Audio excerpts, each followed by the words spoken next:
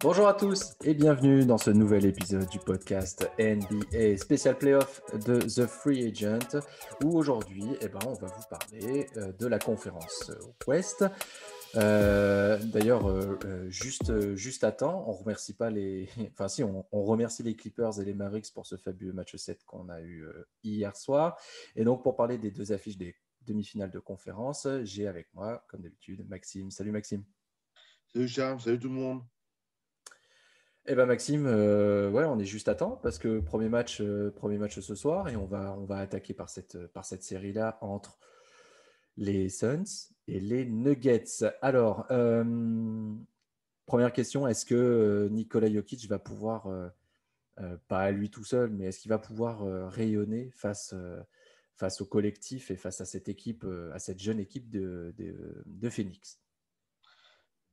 Après, je pense que le premier souci des Nuggets, c'est que par rapport aux Blazers, ils ne vont pas avoir surveillé qu'un joueur. Parce que clairement, ils ont souffert de Damian Lillard qui était monstrueux face à eux. Mais là, cette fois, il y a un collectif. Il y a déjà à l'intérieur, ils ont du monde. Ouais, ils ont une belle équipe, il n'y a pas à dire. Et à l'extérieur, bon, il y a Devin Booker et monsieur Chris Paul, en espérant qu'ils soient vraiment sur ses deux pieds. Mais voilà, c'est vrai que ça fait vraiment, pour moi, c'est vraiment impressionnant à ce niveau-là, ce qu'il peut y avoir. Voilà, C'est du côté un- de c'est un- Phoenix. c'est vraiment une très belle série. C'est vraiment une très belle série. Maintenant, j'ai quand même l'impression que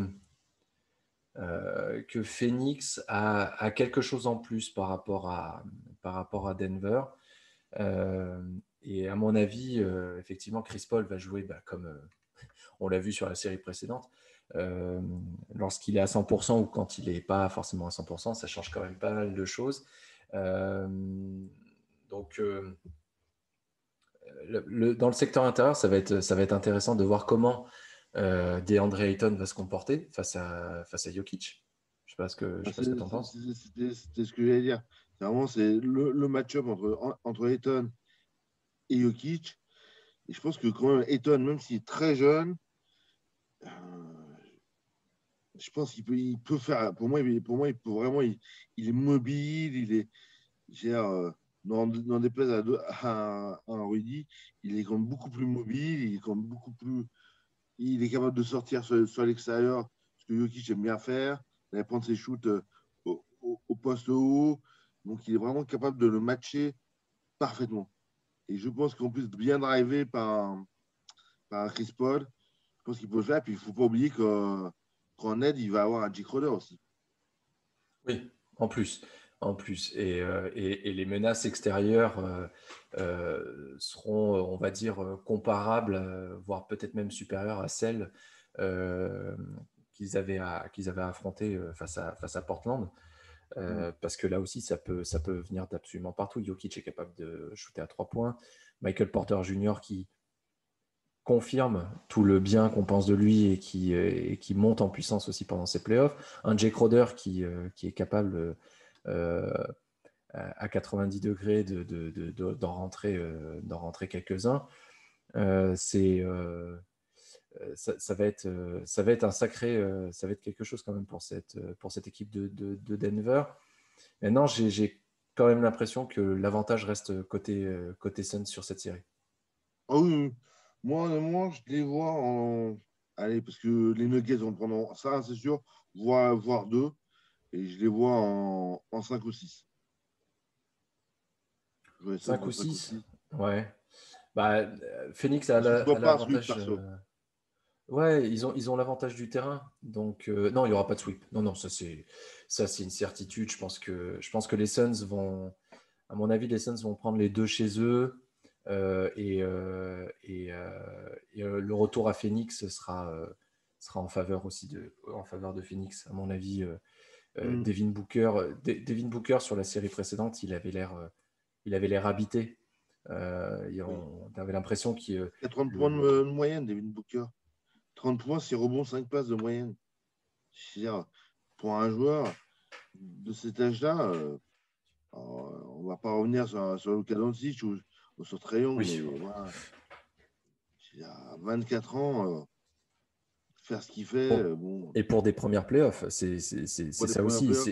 Et on parlait de Ayton, c'est pareil. Ayton est vraiment. On le sait, les big men sont plus longs généralement à À développer. maturer. Ça prend un peu plus de temps pour atteindre le potentiel. Mais Ayton, là, clairement, cette saison, et puis là, sur les premiers matchs de playoffs, on a la sensation qu'il a franchi une nouvelle étape. Il a quand même tenu tête, enfin, il a quand même assez martyrisé la raquette des Lakers. Et il y a quand même s'il n'a pas été extraordinaire, il y a quand même André Drummond. Donc c'est pas, Mm. voilà, c'est pas Zubac, quoi. Euh, donc on a l'impression que tout le collectif, alors Chris Paul est déjà très très très bon. Et on a l'impression qu'autour, ils sont en train petit à petit de grandir et de se mettre au diapason de Chris Paul, et pour devenir une équipe qui peut être létale, très clairement. Ils arrivent à contrôler le jeu. Chris Paul arrive à faire en sorte que les Suns trouvent la meilleure opportunité de shoot. Ils ne se pressent pas, ils ont un rythme, ils ont ce qu'on appelle le pace, qui est très Mm. lent, qui est parmi l'un des plus lents, ce qui change énormément de la philosophie de Phoenix. Avant, la Phoenix, c'était du run and gun. Donc, voilà, ça shootait à tout va. Il fallait absolument, plus on shootait, du coup, plus on pouvait mettre de points et donc mettre en difficulté l'adversaire. Là, la philosophie a complètement changé avec l'arrivée de Chris Paul, et ça leur fait un bien de fou. Et ça s'est vu toute cette saison, ça s'est vu face aux Lakers. Et je pense que ça se verra aussi face à Denver, où du coup, bah, pour moi, il y a déjà un mismatch au poste de meneur, Campazzo contre Chris Paul. Chris Paul va pouvoir prendre la Ah, ça, mesure de c'est sûr. Campazzo pour moi, assez facilement de ce point de vue-là. Je pense Euh, que même s'il ne faut pas sous-estimer Campazzo, qui fait vraiment. oui, ah non, bien sûr. Qui, Je qui ne a suis toute pas en train son de dire que expérience de Campazzo est, est l'Euroleague, à qui a vraiment. sous-estimer. Je veux dire, c'est un rookie, certes, mais c'est pas un rookie, hein.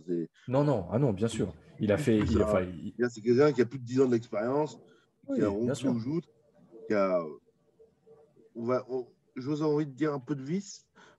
Aussi, mais oui, mais c'est ça, il a ce truc qu'ont les très bons meneurs, d'être aussi un petit peu vicieux, on l'a vu, il fait plein de passes un petit peu, tu vois, entre les jambes, il va faire des passes sans regarder, il a ce petit truc qu'ont certains meneurs, par exemple comme Chris Paul. Hmm. Ils ont ce petit vice, ce petit vice-là en eux, et c'est un très bon meneur, je ne suis pas en train de dire, voilà, mais le match-up aurait été différent si ça avait été Jamal Murray. Ah oui, ça c'est sûr. Ah bah, c'est sûr, Mm. face à Jamal Murray, ça va pas été la même. Mais c'est Et, vrai et que là, si autant, on regarde les trois confrontations qu'il y a eu, ça a été des matchs qui ont été serrés à chaque fois.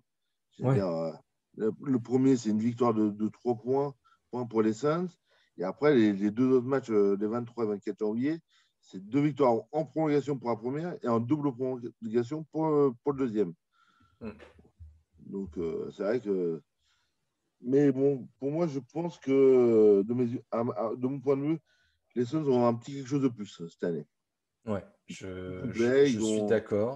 d'accord, et je veux un Utah Phoenix en finale de conférence. Ça, je le veux absolument. Donc, je te rejoins. Pour moi, les Suns sont au-dessus. Et pour moi, je les vois gagner en 6 quand même. Ouais, Je ouais, pense que moi, c'est ça. 6 c'est bien parce qu'à un moment donné, je pense que Denver n'arrivera pas à. Denver perdra le match 5. Ouais. Non, Mhm. le match 6. Je pense que c'est là où ça se jouera. Denver prendra les deux chez eux, à mon avis. Et match 5 à Phoenix, Phoenix le prend. Et match 6, par contre, Phoenix aura l'occasion de tuer la bête et ils le feront. Comme comme face aux Lakers. Ah oui, non, mais je suis tout à fait d'accord avec toi. Là, ça va vraiment. Bon, ça va être deux séries qui vont être magnifiques. Mm. Et bien justement, on va parler de la deuxième série. Et juste avant de commencer, on va parler rapidement de ce match 7 hier soir avec un Luka Doncic encore stratosphérique, mais bien seul, malheureusement. Et Ah, donc, ce sont les Clippers qui ont enfin gagné un match à domicile. Ça y est, dans cette série, on a enfin eu une équipe qui a réussi à gagner à la maison. Donc les Clippers se sont imposés, donc c'est les Clippers qui avancent au deuxième tour. Ton petit ressenti sur ce match 7 hier soir? c'est un peu. Ça m'a fait penser à d'autres séries où, on va dire, où il y a un joueur qui domine. Je pense à un certain Damien Lillard en particulier dans Ouais. une équipe, mais qui est seul, Mm. qui est terriblement seul parce que Dallas, le Porzingis, c'est pas au niveau. Parce que, voilà, parce que, il y a plein de choses et qui font que cette équipe est encore en construction et qu'il va vraiment falloir se dépêcher du côté de Dallas de faire quelque chose parce que honnêtement, je pense que Luka devra partir parce qu'il mérite mieux, clairement. Alors, Il mérite Mark des joueurs à Cuban a ses quand même côtés. dit, ouais, Mark Cuban a dit qu'il voulait associer Porzingis et Doncic pour les 20 prochaines années. C'est peut-être pas Porzingis que j'aurais choisi. À mon avis, il y aura pas trop il y aura peut-être pas trop de changements encore cette saison. Je pense que Doncic est encore jeune, Mm. malgré tout. Mm. Euh, et à mon avis, je pense que Mark Cuban se laisse encore un an avant de se dire qu'il va falloir vraiment mettre les choses au clair et changer certaines choses, que ce soit sur le banc ou au sein de l'équipe. Parce que, à mon avis, ils ont quand même. Je pense qu'ils ont quand même une ossature qui est pas mauvaise en soi. Euh, je pense que Hardaway et Doncic, je pense que c'est autour d'eux qu'il faut construire et pas C'est autour ça. de Porzingis et de Doncic. Parce que c'est Hardaway qui a vraiment montré qu'il était capable d'être le vrai lieutenant de Doncic sur cette série. Ils sont, je pense qu'ils n'ont pas eu, ils ont pas su tuer la bête quand il fallait le faire. Ils les ont laissés revenir. Euh, et les deux matchs à Dallas, je pense, sont cruciaux dans cette série. Si Dallas Mm. en prend un sur les deux, ça change complètement la donne. Ils ont pas réussi à le faire. Donc oui, Doncic, les comparatifs avec Lillard est vraiment bon. Et je pense que c'est ce que j'ai lu aussi un petit peu sur la presse américaine ce matin. Les comparatifs entre Doncic et Lillard sont identiques. À la seule différence que Doncic est encore très jeune, que malgré un talent incroyable et juste enfin, euh, qui est inédit dans cette ligue aussi jeune et les comparatifs avec Trae Young seront incessants. Ces deux-là sont liés, je pense, pour l'éternité en- dans l'histoire de la NBA. Et bon, il y en a un qui a été, qui s'est qualifié, qui a été au second tour. Il y en a un qui reste encore hacké au premier tour. Mm. Donc, non, je ne pense pas qu'il y ait beaucoup de changements, à mon avis, cet été. Je pense que Dallas va quand même essayer d'aller chercher s'il y a des bons joueurs libres. Et on ne veut pas vous spoiler, mais on va vous faire une petite série là-dessus. Et justement, c'est Maxime qui vous fera cette Mm. petite série un petit peu sur les agents libres de cette saison. À mon avis, ils iront chercher, ils iront chercher ce qu'il faut pour à nouveau entourer Doncic comme il le faut et Ouais, mais c'est sûr. pour que l'année prochaine ce soit encore meilleur parce que bah oui, c'est la conférence Ouest, c'est la conférence la plus relevée. Et pour exister, il faut être au niveau. Parlons de la série. Ils affrontent le Jazz, les Clippers. À nouveau, je pense que, moi là, pour le coup, j'ai vraiment peur avec ce qu'on a vu des Clippers sur toute cette série, même s'ils gagnent en 7. J'ai vraiment peur qu'ils se fassent manger sur cette série. Le problème, c'est quand on met un Nico Batum au poste 5, qu'en face, il va se retrouver face à son compatriote Rudy Gobert, ça fait peur. Ouais, parce que autant ça pouvait faire sens hier soir de le mettre face à Boban, parce que Boban ne saute pas et que Boban est complètement immobile, autant Rudy, c'est pas tout à fait la même chose. Donc je sais pas, est-ce que Tailou va pas se dire on va remettre du grand et on va essayer de le gêner avec Zubac. Je dis bien essayer. Je sais pas ce que tu en penses. De toute façon, il y a un élément, ça va être la fatigue psychologique et physique. Donc je pense que déjà les 2 premiers matchs à Utah, ils vont être gagnés, pas facilement, mais ils vont être gagnés par Utah. Oui. Mais autant, je sais pas. Moi les Clippers, ils sont tellement sur l'alternatif et il y a Paul George qui est vraiment ce qui fait des jours où il a envie, des jours où il n'a pas envie. Kawhi Leonard est impeccable. Il a encore montré hier soir, il a fait un super match. Du côté du Jazz, c'est quand même plus complet. La seule chose du côté des Clippers, c'est que McConley va risquer de manquer le premier, voire 2 premiers matchs. Mais honnêtement, franchement, par rapport à ce que j'ai pu voir des séries précédentes, face aux Grizzlies, le Jazz me semble comme très armé, me semble en mesure de contrer plusieurs personnes en même temps, plusieurs joueurs en attaque. Les Clippers, c'est quand même. Puis c'est tellement sur l'alternative, c'est tellement. Puis c'est statique en attaque, je tellement trouve, inconstant. les Clippers. Oui. C'est statique, il n'y a pas de. De temps en temps, il y a un peu de circulation de balles, etc. Mais c'est très statique. Et le Jazz, par contre, ça bouge partout, quoi. Enfin, les mecs, ils sont pas immobiles pendant des plombes.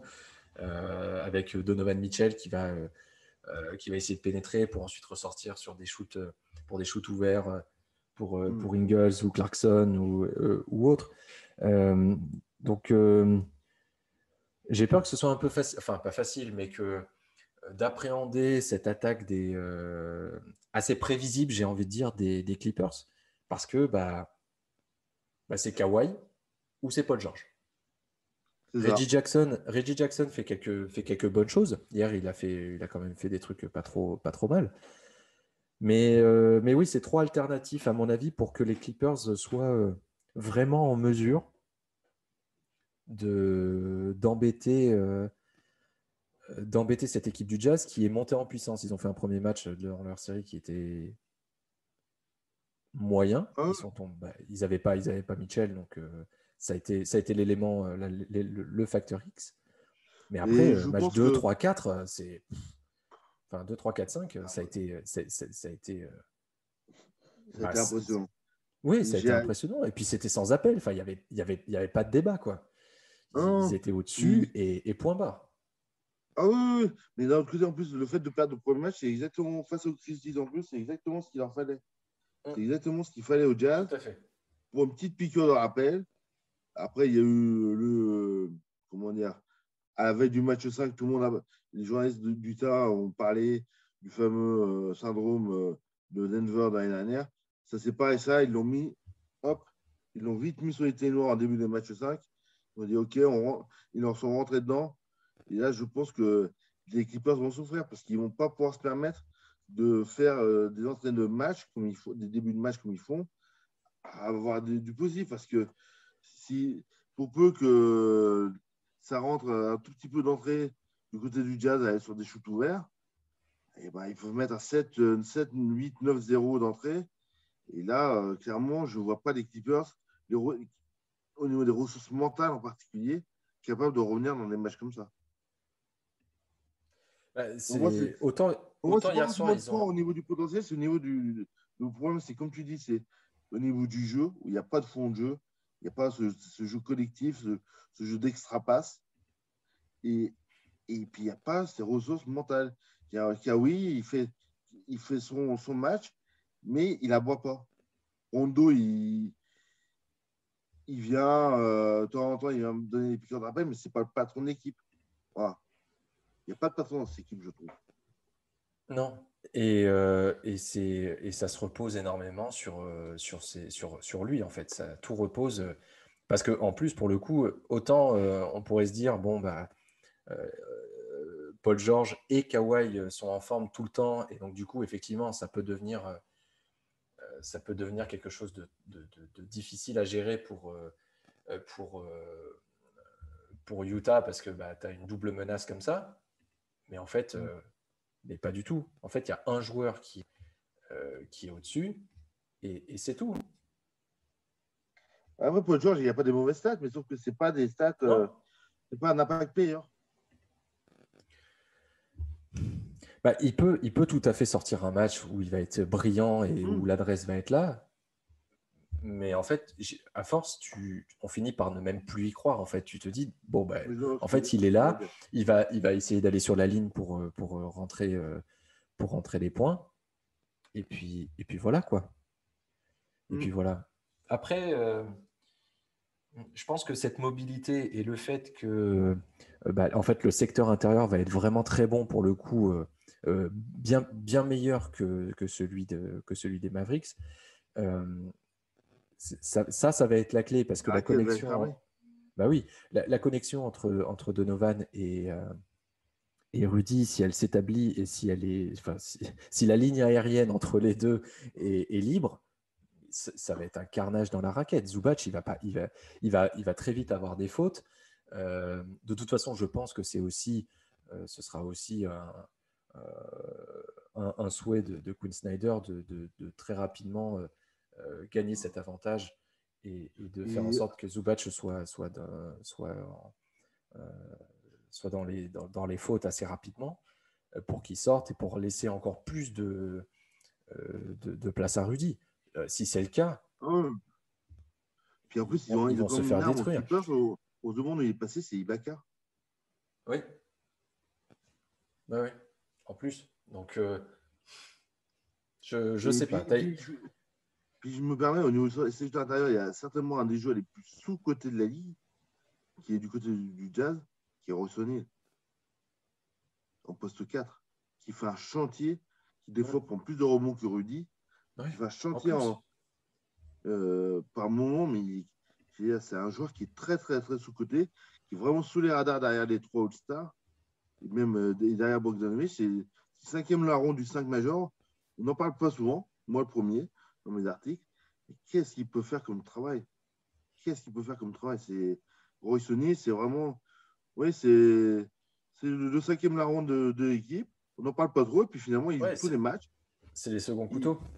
c'est- oui, c'est second couteau, mais c'est couteau suisse. Oui, mais bien sûr. Mais comme. Parce qu'il va mettre des 3 points, il va fixer, mine de rien, il va encore. C'est une quatrième arme à 3 points. Bon, voilà. Mais c'est vrai qu'il est excessivement sous-coté. Ouais. Et je pense que un Paul George risque à l'intérieur, et un Nico Batum risque de souffrir face à Rosten. Ouais. Oui, parce que même si ils se disent, OK, le danger numéro un, c'est Donovan Mitchell, on va le doubler et on va lui mettre la pression, comme on avait pu voir d'ailleurs hier soir entre les Hawks et les Sixers, petit aparté, mais on voyait, c'était quasiment systématique, et surtout en fin de match, de voir deux joueurs collés au basque de Trae Young. Mais alors, quand ça fonctionne, c'est bien, tu récupères assez rapidement le ballon parce que tu forces des pertes de balles.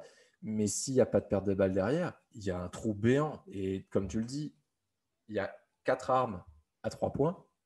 Si moindrement Mitchell arrive à en trouver une, avec une extra passe, on peut imaginer ça.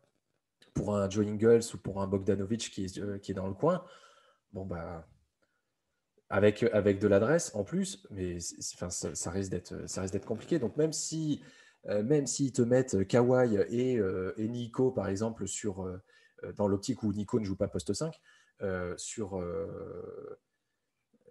Donovan Mitchell ou Paul George. Enfin, ça va être, pour moi, c'est presque peine perdue.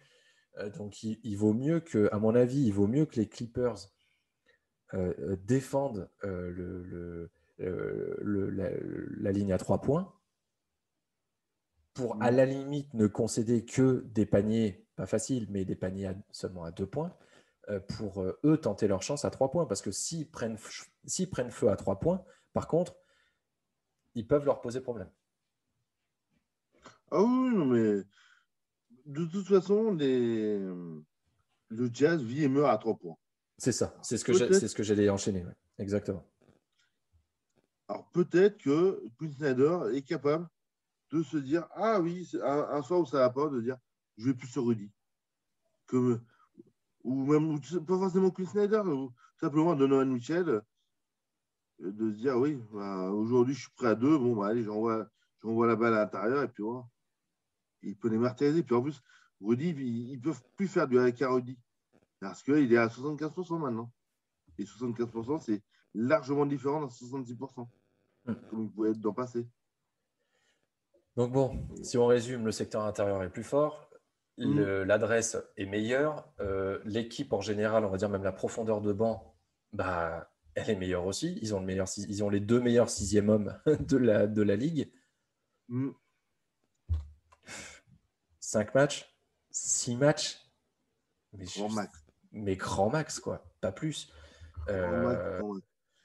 Si c'est un sweep, bon, même si j'ai du mal à croire que, et on l'a vu sur toutes les séries, c'est quand même très compliqué.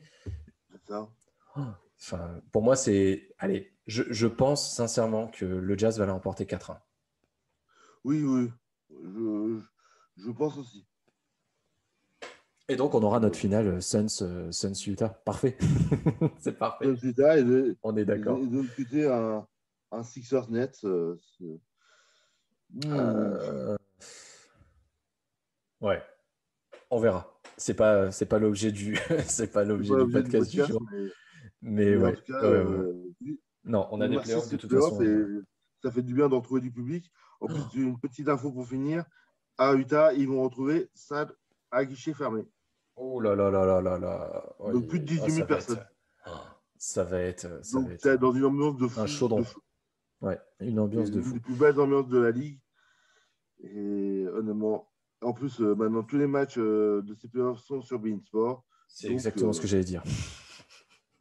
Donc voilà. Donc, merci abonnez-vous, de pouvoir profitez-en, ça vaut vraiment. Vous en aurez pour votre argent. C'est clair. Et puis, nous, on vous fera suivre tout ça. On va suivre le Jazz dès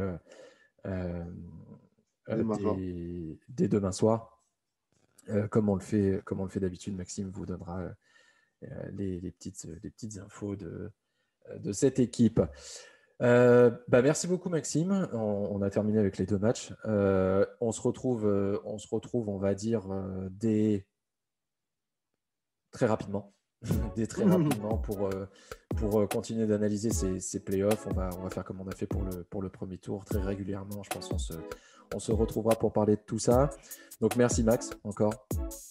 Merci à toi, merci de nous avoir écoutés. Merci à vous de nous avoir écoutés, effectivement. N'oubliez pas d'aller nous suivre sur les différents réseaux sociaux. Vous pouvez écouter ce podcast sur toutes les différentes plateformes, Spotify, Apple, Google, Amazon aussi, si vous avez Amazon Music. N'hésitez pas à nous écouter, à mettre 5 petites étoiles aussi pour la qualité de ce podcast et à commenter, bien entendu. Merci à tous et puis on se retrouve très vite pour un nouvel épisode du podcast NBA spécial playoff de The Free Agent. À très vite.